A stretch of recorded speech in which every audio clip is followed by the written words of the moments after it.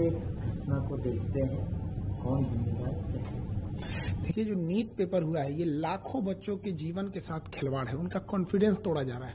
और सबसे दुर्भाग्यवश क्या है बात पता है, 2 साल पहले 2024 में भी सेम घटनाएं हुई थी। सीबीआई इंक्वायरी हुई, कुछ नतीजा नहीं निकला, जिसका ये मनोबल बढ़ गया। फिर इस बार किया उन्होंने, लाखों बच्चों का भविष्य खराब होता है इससे, और कॉन्फिडेंस खराब हुआ अलग। और आपको सबसे अद्भुत बात क्या लगेगी, इसकी जानकारी किसी एजेंसी ने नहीं दिया, बल्कि इसकी जानकारी सबसे पहले बच्चों ने सरकार के पास पहुंचाई कि हमारा पेपर लीक हो गया है, देखिए यहाँ पर। गवर्नमेंट की जो एजेंसी है उन्हें ये पता चलना चाहिए यहाँ पे। तो हमने जो एजेंसी को दे रखा है ये पेपर लीक, ये एग्जाम कराने के लिए, ये समझ में नहीं आता इन्हें पेपर कराने के लिए दिया गया या लीक कराने के लिए। एनटीए को दिया गया, नेशनल टेस्टिंग एजेंसी, उसका नाम होना चाहिए नेवर ट्रस्टेबल एजेंसी। मतलब आप समझिए 10 रुपए का बच्चों का जो डाइपर और पैम्पर्स आता है ना, हगीज उन सबों का, वो लीक नहीं होता, इनका पेपर लीक हो जाता है। इतना घटिया इन लोग की व्यवस्था है। और इसकी जांच किसको देंगे? सीबीआई को। सीबीआई कब कौन से नतीजे पे बढ़िया से उतरेगी काम से, कहां जाएगा बच्चों का, ये हम बता रहे हैं। अगर ये सीबीआई को गया ना, बच्चों का एमबीबीएस कंप्लीट होगा, तब तक इनकी जांच चलती रहेगी। सुप्रीम कोर्ट के किसी रिटायर्ड जज को इसका एक ऑब्जर्वर बनाना चाहिए, और एक टाइमलाइन के अंदर में कौन जिम्मेदार है उसको कड़ी सजा होनी चाहिए। अगर सजा नहीं होगी तो फिर आज राजस्थान केरल नाम आ रहा है, कल कोई और राज्य नाम आएगा यहाँ पे, बट अल्टीमेट बच्चों का भविष्य खराब हो जाएगा इससे। एकदम खिलवाड़ किए हैं। प्रधानमंत्री को इसमें व्यक्तिगत रूप से इन्वॉल्व होना चाहिए, और कड़ी से कड़ी उन लोगों को सजा दिलाना चाहिए, और सुप्रीम कोर्ट को भी इसमें आगे आना चाहिए।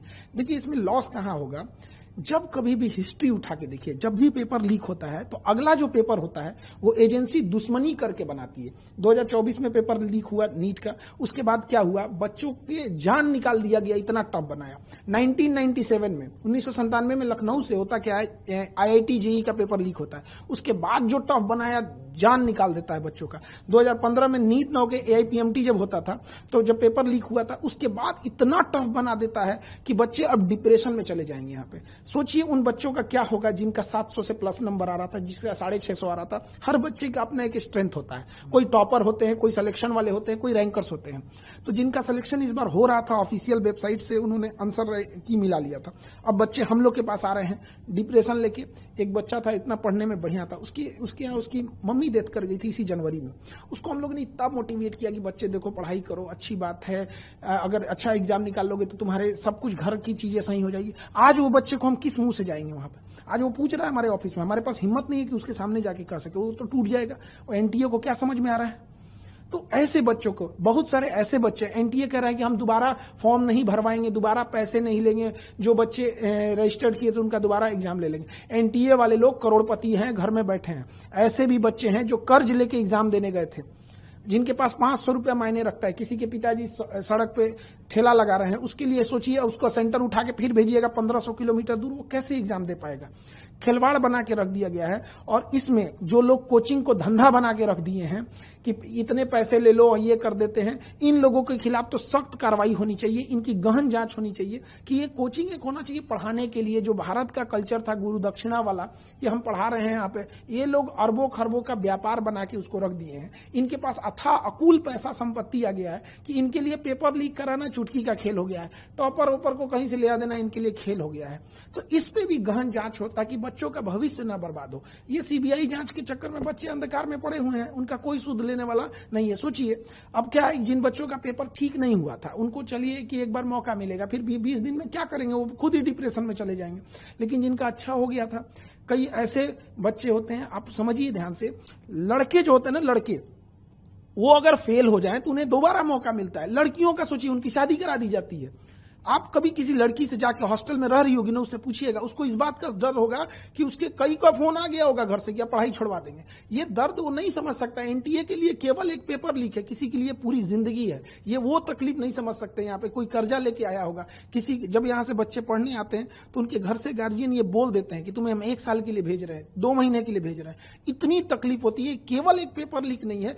जो इस सोसाइटी को नहीं देखा है, जो एसी में बैठ के रहने वाले लोग, वो नहीं बता सकते कि गरीब के घर में कितनी दिक्कत होती है। यहाँ फ्रीक्वेंसी बढ़ते जा रहे हैं, 2024 में हुआ, 26 में भी ये घटना सामने। तो क्या ये इंस्टीट्यूशनलाइज हो गया है इस प्रकार का पेपर लीक, और इसके पीछे कोई माफियाओं का हाथ है या कोई इंस्टीट्यूशन है?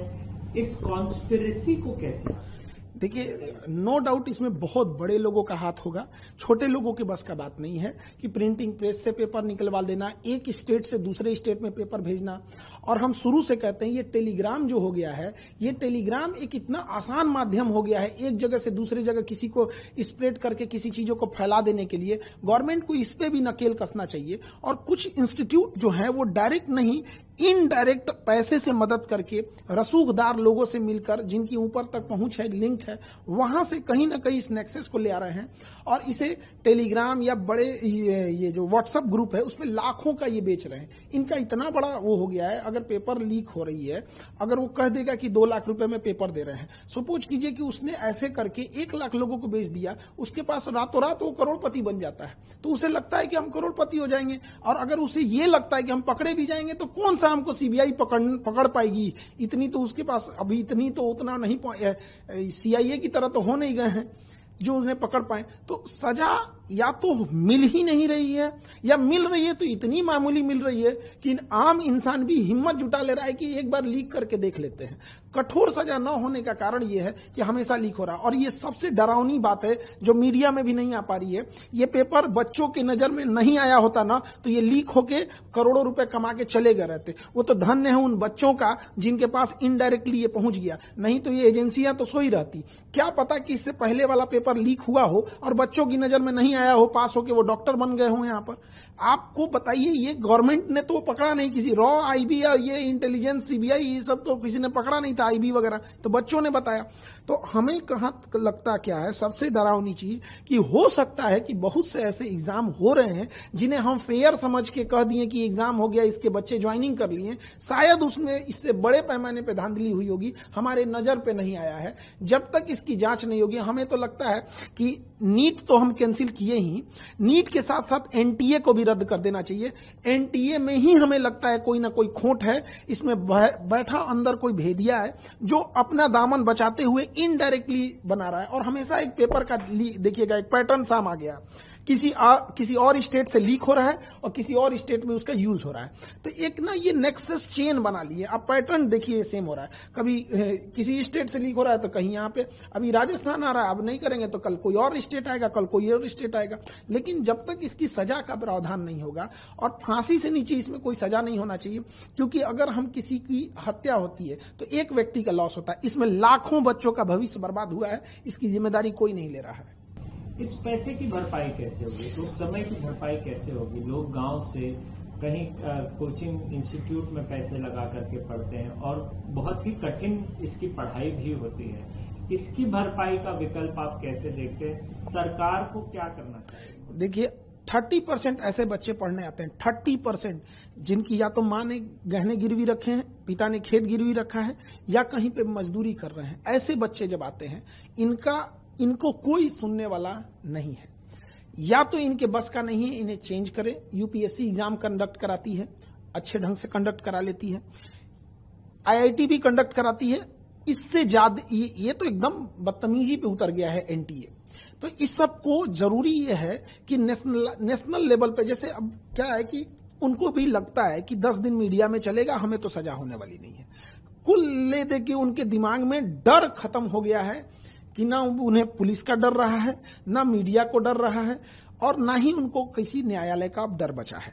उन्हें यह लगता है कि 10 दिन मीडिया में बात चलेगी, मीडिया को एक मौका मिल जाएगा और उसके बाद ये लोग शांत हो जाएंगे। अल्टीमेट हम आपसे पूछते हैं या किसी से पूछते हैं, 2024 में जिन लोगों ने पेपर लीक किया था उन्हें कौन सी सजा हुई है, या उसका फाइनल मास्टरमाइंड तक कोई पकड़ा गया है? जब तक उस फाइनल मास्टरमाइंड और पूरा नेक्सस नहीं तोड़ा जाएगा और उसे सार्वजनिक तौर पर सजा नहीं दी जाएगी, तब तक ये चीजें चलती रहेंगी। किसी भी देश का क्राइम करने वाला को देखिए, अगर दुबई जा रहा है तो क्राइम करना डर जा रहा है, क्योंकि उसे पता है कि अभी टांग देगा हमको।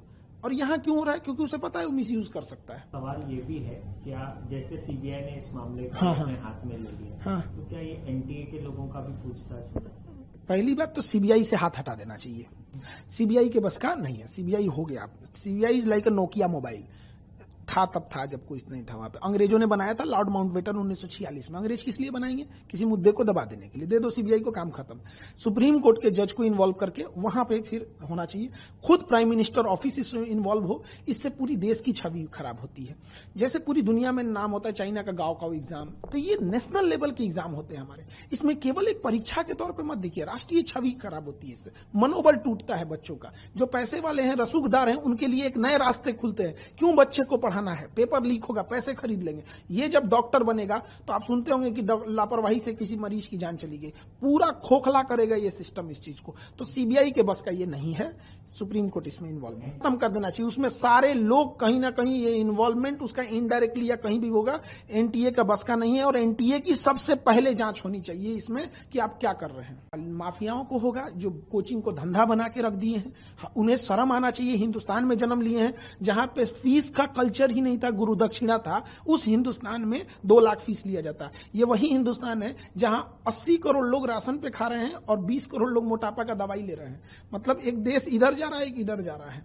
तो वहां पर इन लोगों ने धंधा जब बना दिया, अब 2-2 लाख फीस लेंगे। और अगर 10-15 हजार बच्चे आ गए तो इनके पास इतनी अकूल संपत्ति 1500 करोड़ 2000 करोड़ जब आ जाता है तो उसके लिए आसान हो जाता है। तो फायदा किसको होगा? उसी को होगा अल्टीमेटली। फिर वो दिखाएंगे पेपर लीक करके, देखो हमारे यहां से इतने हो गए। तो ये तो बहुत गलत है। प्रधानमंत्री से हम यही अपील करेंगे कि इसमें खुद पीएमओ इन्वॉल्व होकर सुप्रीम कोर्ट की मदद करें। और जो जांच हो रही है हर हफ्ते उसकी प्रोग्रेस, जो चीजें कॉन्फिडेंशियल है उसे छुपा के रखी जाए, ताकि बच्चों का भरोसा जीतना बहुत जरूरी है। हम लोग बच्चों के बीच में रहते हैं। देखिए, जब कोई मीडिया जाए या कोई एजेंसी जाती है तो बच्चे फॉर्मली रूप से जवाब देते हैं, थोड़ा सोच समझ। हम लोग से बच्चे अपने दिल की बात बोलते हैं। तो उनका जो हौसला टूटा है ना, उसकी भरपाई करने में 10 साल निकल जाएंगे। या बना है माफियाओं का, या पहले पेपर लीक कराना, फिर उसके बारे में माहौल बनाना, समय बर्बाद करवाना, ये इंटेंशन है क्या? आपको इसके पीछे कॉन्स्पिरेसी, देखिए, ये पैसे कमाने का जरिया है या लोगों का भविष्य के साथ खिलवाड़ करना? देखिए, अभी तो फर्स्टली यही लगता है कि पैसे कमाने के लिए लोग एक शॉर्टकट रास्ता अपना लिए, लेकिन इसमें हम लोग कोई नो डाउट नहीं है कि कोई एक्सटर्नल ताकतें भी हो सकती हैं जो नेशनल लेवल के एग्जाम को डिस्टर्ब कर दो, बुनियाद हिला दो किसी चीज की। एजुकेशन और बच्चे ही किसी देश की बुनियाद होते हैं। ये जो एम्स है, एम्स कोई बिल्डिंग नहीं है। एम्स के अंदर जो टॉप डॉक्टर्स गए हैं उनकी दिमाग की बदौलत आज एम्स का नाम है। आईआईटी तो है एक बिल्डिंग, बट जो छांट के इतने एग्जाम लेके गए उन बच्चों ने उसे अच्छा बनाया है। जब हम बुनियाद ही कमजोर कर देंगे तो एक देश को इसकी खामियाजा 20-25 साल बाद भुगतने को मिल जाता है।